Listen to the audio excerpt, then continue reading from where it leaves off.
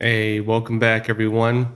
I want to talk about a few different things today. I want to go into the cartels and their operations right here in the United States. And you heard that right. The cartels, the Mexican drug cartels, are now operating in the United States, in different states in the US, including California, including actually some heartland states. Some of this has to do with the marijuana laws, some has to do with the lax policing. I want to talk about what's happening and some of the violence spilling over and what some of my own sources on this. It's going to be an interesting episode. Also, folks, I want to talk about the border crisis. We can talk about Biden's State of the Union address. And also, I want to go into military recruitment and the shortages it's seeing, not just for America, but for other countries as well, which is actually raising some concerns that we might see a return of military drafts. Something to watch out for. Those of you here, again, YouTube, Rumble, Twitter, Facebook, we will jump over exclusively to Epic TV after about 25 minutes. So be sure to join us there. And those of you at Epic TV, thank you for being here. I apologize for yesterday. We figured out the issue. I apologize. I know the video didn't turn out for a while yesterday. Those of you curious, I'm actually traveling right now. I'm in Texas and working on a documentary. That said, folks, let's jump into the first story. I want to talk first about what's happening with the cartels. Breitbart had an interesting story, which ties into some stuff I've been hearing as well. Let me start here, and then we'll go deeper into it. So Breitbart had this story. They said Mexican-style cartel violence spreading in California over marijuana grow fields. It says this: contrary to public rhetoric, Mexican-style cartel killings and gun battles appear to have already reached the U.S. and are spreading, particularly in California. The region experienced an explosive growth of cartel marijuana grow operations that are taking advantage of legalization and lax laws. This week, federal authorities clashed with one of two gunmen who were accused of killing a family of 6, including a 16-year-old female and her baby. It says the murders took place last month in Tulare County, California, and what some authorities have dubbed a cartel killing. On early Friday morning, federal agents arrested Noah David Beard, 25, and Angel Nahu Uriarte, 35, the Los Angeles Times reported. The article identified both men as Sereno gang members.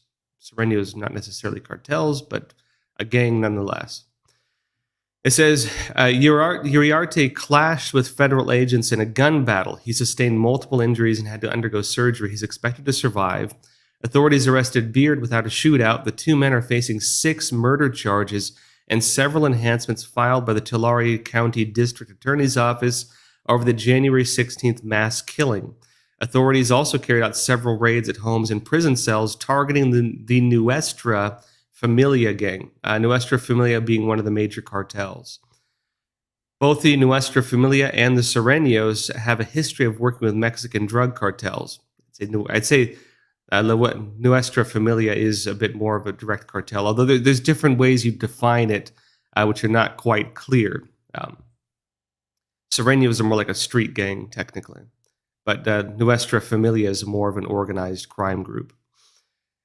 But it says they have a history of working with the Mexican cartels. According to Los Angeles Times, authorities found a 16-year-old mother in a ditch cradling her baby in her arms. Both victims were shot in the head. They shot the infant in the head as well as the mother. Initially, Tulare County Sheriff Mike Boudreau called the murder the work of a cartel. However, he later tried to walk back the claim, the Times reported. Tulare County and other counties in Northern California have seen a dramatic rise in cartel presence due to the legal marijuana trade and lax laws around it. Additionally, various cartel figures who have become famous in Mexico are actually U.S. citizens. Among these is Jose Maria, Z43, Guzare Valencia, a top leader with the Los Zetas cartel, who was born in one of the major ones, who was born in Tulare County and is currently awaiting sentencing on various federal drug trafficking charges in Texas. According to a report from USA Today, since California legalized marijuana for recreational use, Mexican cartels have moved their grow operations to the United States, which I'm going to go deep into in a minute, into the United States, where they can hide among legal farms. It says the publication reported that in 2021, there were 10,000 illegal grow operations in Mendocino County alone. The issue has already led to various high profile cases similar to the one in Tulare County last month. All right, folks, I'm going to go in depth on this because actually I have some very good sources who've been telling me about this for several years now. You not only have grow operations in the United States, which you've always had to an extent, but you have full scale operations operating with relative legal protection. You have many mass killings that are not reported on. You have massacres, including of workers at these grow facilities, taking place on a regular basis. There are full scale cartel facilities in the United States, which I can talk about. We're going to go into this, folks. First, though, we do have a sponsor today. Today's episode is brought to you by American Hartford Gold. Now, as we've been talking about, inflation is going to continue and likely get worse. Even Fed Chair Powell is warning us to brace ourselves. Well, there's one way to hedge against inflation. American Hartford Gold makes it simple and easy to diversify your savings and retirement accounts with physical gold and silver. With one short phone call, they can have physical gold and silver delivered right to your door into your IRA or 401k.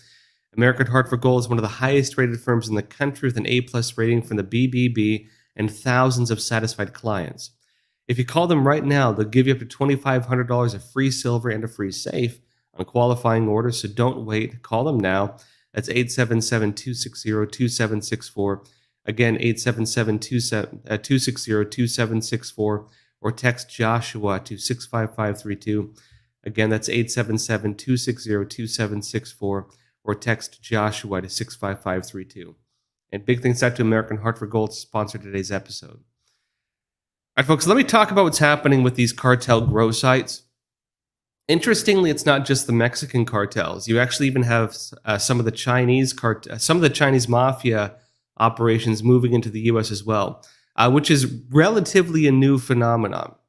I can talk briefly about this. So I do have some pretty good sources in police, in former gang members, people who can talk about how these operations typically work and basically how these operations have changed over the years. Unfortunately, none of these individuals would ever want to come on the show and talk about it, but they've given me some very interesting information.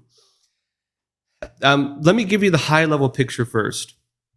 So basically, one of the most challenging issues the cartels face, well, two of them, are control of regions, specifically smuggling regions.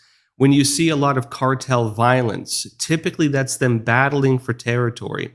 And oftentimes that'll be battling for territory, which is smuggling routes. This ties into the other major issue the cartels face. How do they get their drugs from Mexico into the United States? In Mexico, there's enough corruption within the federales, within their police, to where they can bribe people, and bribery is typically just relatively accepted. Bribery is typically just the way they operate. Anyone who's ever visited Mexico to hunt or to go for a weekend knows that if you get pulled over by the federales, they're just going to give you a hard time until you pay them, and that's just how they operate, unfortunately. A lot of them have very close ties with the cartels. In a lot of Latin American countries, unfortunately, you have cartel culture. And so even working with cartels, with gangs, is not necessarily frowned upon. If you go down to countries like Colombia, for example, it's even seen as like a good thing. If you're sitting at the table with your grandma and you say, "Hey, I'm getting into the drug trade," they'll applaud you for it. Their popular entertainment is very much in these things. Typically, a family you can have family members who are federales, who are in the police, and you can have family members who are in a cartel, and it's not really a problem for a lot of them, unfortunately. In other words, the cartels have become integrated into the culture. Typically, where the line is, and even in some parts of the country, they provide even the basic services. The cartels will run the hospitals. The cartels will run some of the food services. The cartels become basically pseudo-governing forces, and people tend to rely on them to a large extent because of that. This is, for their part, more of a PR campaign because they want the locals to support them. They don't want vigilantes rising up and killing them and so on. And typically the idea is Don't interfere with the cartels, and they won't kill you. There are exceptions to this, for example, where the cartels kill people haphazardly, including in a recent incident I was told about, where one of the cartels actually barricaded a casino and burned everybody in the casino alive by setting the casino on fire, because there was one person they wanted to assassinate in there, and they decided to just kill everybody.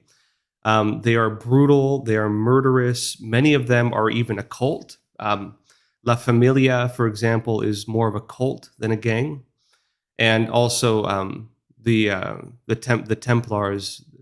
Again, there's the Templaros, right, which is also a cartel. They're more like a cult as well. These organizations have some very concerning practices, including worshiping of, you know, pagan gods and so on. And it's not like what people normally think. They're very dark.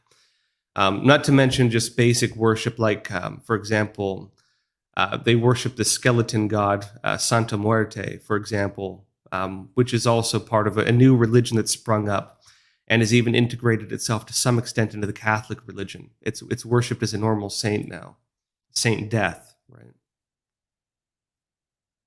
That being said, typically what is regarded as controversial with the cartels is not the drug trade in Mexico and Latin America. What's considered controversial is the violence.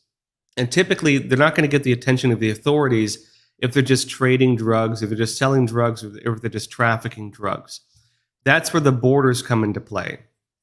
The most difficult thing they have is controlling border regions, specifically smuggling routes and territories to grow. Meaning those types of operations are the most contentious. And it's those operations that blow their cover, and it's those operations that cause shootouts, and it's those operations that get the Mexican military rolling in and trying to kill them. Meaning they're trying to get out of that. Now, what they can do instead now is open grow operations in the United States. Now, as a bit of background, these have always happened to some extent. In the United States, there's a different ecosystem for this. There's actually a kind of hierarchy that works almost like a medieval kingdom. Basically, they would consider the people who buy drugs to be peasants, or people who just purchase the goods. They would consider the low-level people who sell drugs to be the merchant class, the people who basically run the markets and so on. They would consider the growers to be the knights, the people who run the fields. Think of it like medieval Spain, the way that worked, right? Or even medieval Rome, older Rome, where if you were, basically a knight, or if you were of nobility, you'd be given land, and you'd grow your crops and grow the food and so on, and you basically operate the part under you. They regard those as the knights. And then you have, of course, the king, and the king is the individual who will buy up large shares and basically move the entire market. That's basically how the system worked in the United States until very recently. The issue now, and typically as well, they kill each other. This happens oftentimes in Northern California, where people, for example, will do grow operations. There will be people who scout the grow fields, and when the crops are ready to harvest, they'll send in assassins. They'll murder the people who are running the grow operation, and then they'll take all of it for themselves.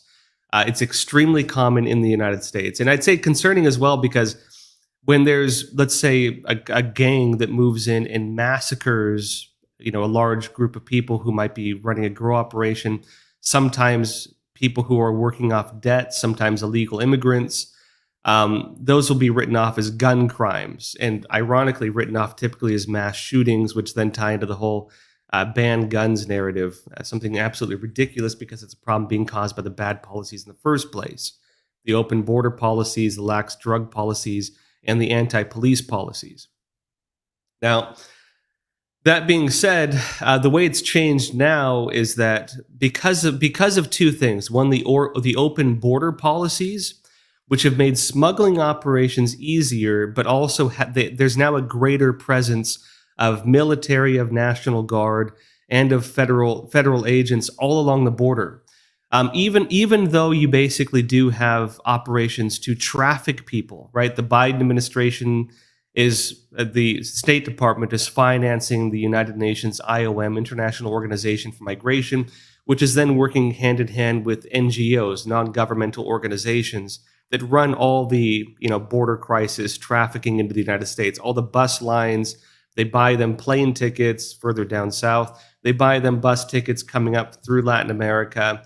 They provide them with free money in the form of like glorified cash cards, which work only at certain locations. They give them $40,000 interest-free travel loans. It's a massive human trafficking operation. The border crisis is an intentional human trafficking operation being run by the State Department. Now, that being said, as part of that operation, they do have increased security at the border. Border Patrol is deployed en masse. Police are deployed en masse. Federal agents of different types are deployed en masse. National Guard in some areas are deployed en masse. And all of these individuals pose a problem for the cartels. Because while you do have, let's say more attention taking off of the cartels to an extent, right? And the cartels are also running some of the human trafficking as well. It means that for them to traffic large amounts of drugs across the border, the chances of getting caught are much, much higher. So what are they doing? They're coming into the United States. And typically for a criminal organization to work, you need to have contacts back to the main gangs which operate in Mexico or other parts of Latin America. Because of the mass immigration, the cartels can actually work directly with their people. They can have their own people enter the United States. They even do things, for example, like have their members join the military. They get military training. Maybe they even get, if they have a college degree, officer positions, and they can also help direct things or clear things in clear operations. The same way that corruption works in Latin America, they're bringing to the United States. They get their people on the inside, in the police, in the government, in the military, right? That's how they operate. The same type of corruption they have down there and the same thing that has caused the major problems are coming here, in other words. That's one side of it. The other side of it is the marijuana laws. And I know people don't view marijuana as that big of a deal these days. When it comes to the way the business works and who is running the business, you have some very bad people behind it. And ironically, it's in states where they've legalized marijuana or decriminalized it that this is the worst. Let me explain why.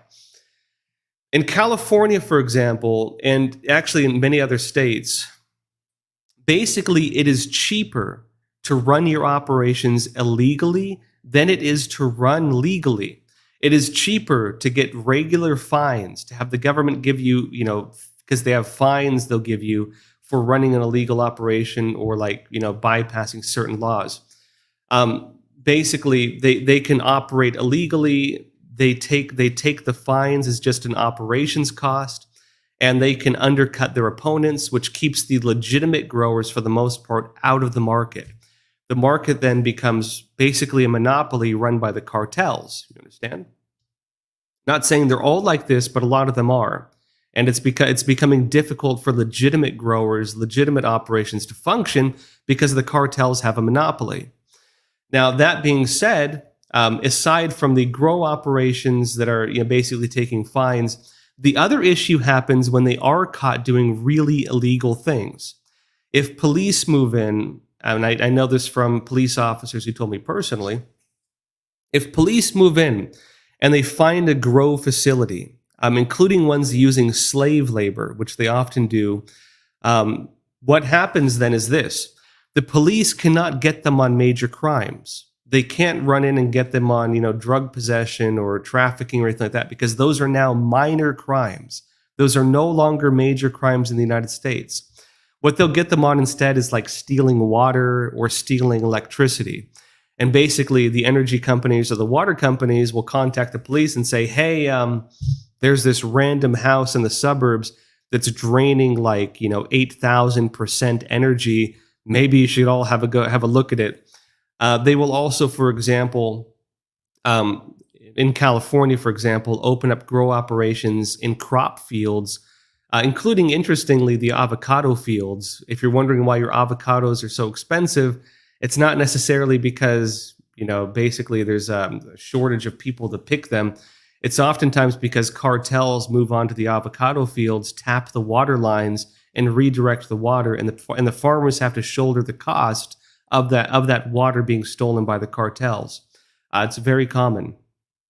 Now, the Chinese gangs as well have moved into this. Typically, before all of this, the Chinese gangs mainly operated at they more so play the role of supplying the ingredients. They supply, for example, the precursor chemicals for methamphetamines. They supply the synthetic drugs like fentanyl. All that comes from China. They supply, for example, that the ingredients and the synthetic drugs for not marijuana, but everything else, basically. They also do the money laundering for the cartels. A lot of that's done through what they call the Vancouver model, operating out of Canada, and oftentimes being laundered through Canadian casinos. And at the same time, too, they tend to operate the ports. What you found changed is that the Chinese gangs have moved out from the ports to become directly involved in the actual drug operations. I've seen photographs. There's been actually some public reporting on it finally. I've seen photographs, videos of these buildings being searched. You'll have what look like very nice houses, oftentimes in the suburbs, oftentimes actually in very nice neighborhoods. And you go in and you'll see bunk beds stacked, maybe with that much space between each one, stacked all the way to the ceiling, entire rooms full of them. They're slave operations. They have slaves doing indoor grow operations of marijuana. And again, when these people get charged for crimes, they don't get charged for drug trafficking. Well, not really. They don't get charged for really the marijuana. They don't even get charged for having human slave operations. They get charged for stealing water. They get charged for stealing electricity, and that's about it. And typically the woke DAs, financed by guys like George Soros, just let these people off the hook. And so it's crime. It's very lucrative crime with very little risk. And understand what that means. A lot of money, not a lot of risk. Now, this brings us to the other issue, which is that because there's now competition, right? There's competition now between the Chinese gangs, the Mexican gangs, for again, the same issue they had in Latin America. Territory, and also trafficking routes, right? And so they're fighting over who controls the grow areas, which ones are the most lucrative, which areas provide the most money, which areas offer the most police protection, or legal, not necessarily police, but legal protection through corrupt politics or corrupt DAs and prosecutors. You can thank George Soros and open border policies and anti-police policies for all that. And then also you're starting to have violence. And this brings us to the real big issue. Because as these groups are fighting for territory, as they're fighting for the lucrative areas and the legally lax areas, right? There's only a few pockets across the United States where they can operate with very little risk. Those are the highly contentious areas. And oftentimes what you'll have is horrible stuff. You'll have horrible stuff. I've heard, for example, stories from police chasing suspects, moving into buildings, and suddenly they just find the ground scattered with dead bodies, oftentimes with machetes still stuck in their bodies. I've heard personal stories of this from officers dealing with these types of things. They will come across areas, oftentimes grow operations, where they will find that everybody who was working there had been executed, cartel style, which is some of what we're seeing in the news now. Oftentimes these stories don't make headlines. I know stories, for example, in parts of California where there are cartel strongholds, including with guards. Oftentimes, I know some, for example, might be on the tops of hills. Oftentimes they will even have, barbed wire fences. They'll even have guards they send out, oftentimes on dirt bikes, scouting around and watching the territory. There are full-scale cartel operations, full-scale cartel strongholds, full-scale cartel violence now even starting in the United States. This is what's happening. The issues in Mexico are moving to America. The problems of the cartels in Mexico are coming to the United States. And for these Latin American countries, they see it as a good thing. There, as Trump mentioned, look, there are good people coming across and there are bad people. And there's people who are just in between. They're not either, right? But for them, for these countries, the problem is not the drugs. The drugs are culturally accepted. The corruption is even culturally accepted in many of these places. Some countries take pride in their drug operations. If you go down to Colombia, they take pride in Colombia. What do you call it? Cocaine. They take pride in it. We have the best cocaine. It is a national pride. In Mexico, cartel culture is integrated into the music. It's integrated throughout the whole country, and the cartels provide a lot of basic services for people. It has integrated itself both into the government and into the culture. They do not view it as a bad thing for the most part. What they don't like is the violence. And so what are they doing? They're exporting the causes of the violence to the United States. They're bringing it to the United States. Not saying it's going to end it entirely, because it's not just like people in the United States are buying the drugs. It's all through Latin America too. And so you're still going to have regional battles, and you're still going to have some territory battles, but it's offshoring a lot of those problems to America.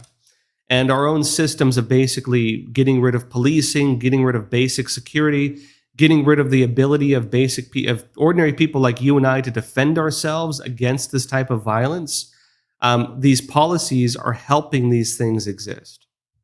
Not to mention the mass immigration, where you have people who are not on the books, people who will not be charged for crimes unless they can be indefinitely, incarcerated. Because as soon as they're let off back on the streets, they're undocumented. We don't know who they are, and they never have to show up for court. That's the way it works. All of that provides very useful people. You have a lot of invisible people who can be used for these types of operations, and all you need is someone who just needs a bit of money, or someone who's even sent here intentionally by the cartels as a worker. And keep in mind, when they send workers here, they also send recruiters here, and the recruiters are in charge of building the operations on American soil. That's where we're at with this. That's what's happening. If you want to know why 100,000 Americans are dying of fentanyl overdose a year, look no further. You can thank our corrupt politicians for this, unfortunately. All right, folks, that said, I want to go deeper on what's happening with the migrant crisis and some other issues with it. We can also go into what's happening with what just happened with Biden's State of the Union address, and also questions from the audience. So those of you on YouTube, Rumble, Twitter, Facebook, join us on Epic TV. That's our uncensored video platform. And again, I do an hour and a half show 3 times a week, and then I do an interview. It's good stuff. I only do half an hour on YouTube, so be sure to join us. Check it out. That said, folks, let me show you a quick trailer before we jump over. Emphasizing again, I did some reporting at the U.S.-Mexico border, actually on both sides. I was in Mexico as well. And I basically unraveled what's really going on with the migrant crisis. It is not just some random crisis. It is an operation. It's a human trafficking operation being run by the United Nations through the proxy of NGOs, and it's being financed by American taxpayers through the State Department. If you want to learn how that works, you can watch my special feature called The Border Deception. Let me show you a trailer of that we'll jump over. What use is a wall if the migrant crisis is being facilitated by the United Nations working with NGOs? Many of the people that can't get visas to come, start off in Mexico, they start in South America. Is this a coordinated effort? And if so, what's the motive? Families coming across claiming asylum because they had children, but there was the same children every week. They started testing DNA to make sure that the children were in fact children of the parents. 30% weren't. What's really happening at the U.S.-Mexico border? These are all human smuggling cases from the past couple of weeks. What caused the U.S. policy shift from mass immigration?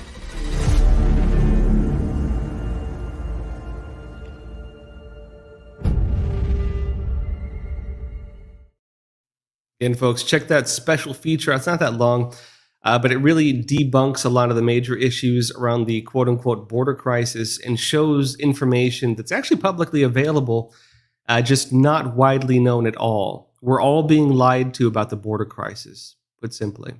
Again, you can watch that on Epoch TV, epochtv.com. That said, folks, let's jump over to Epoch TV, and I will see you there. Folks, thank you for being here. Those of you wondering where I am, actually, I'm in Texas right now, and